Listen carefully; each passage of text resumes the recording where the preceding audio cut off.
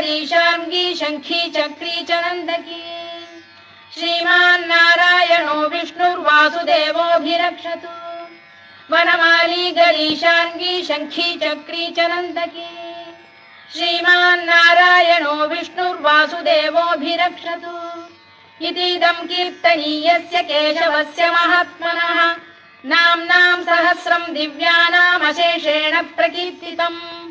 य इदं शृणुयात् नित्यं यश्चापि परिकीर्तयेत् नाशुभं प्राप्नुयात् किञ्चित् सोमुत्रेह च मानवः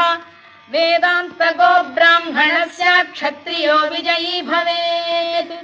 वैश्यो धनसमृद्धः स्यात् क्षुद्रः सुखमवाप्नुयात् धर्मार्थी प्राप्नुयात् धर्ममर्थार्थी चार्थमाप्नुयात् कामानवाप्नुयात् कामी प्रजार्थी चाप्नुयात् प्रजाम् भक्तिमान्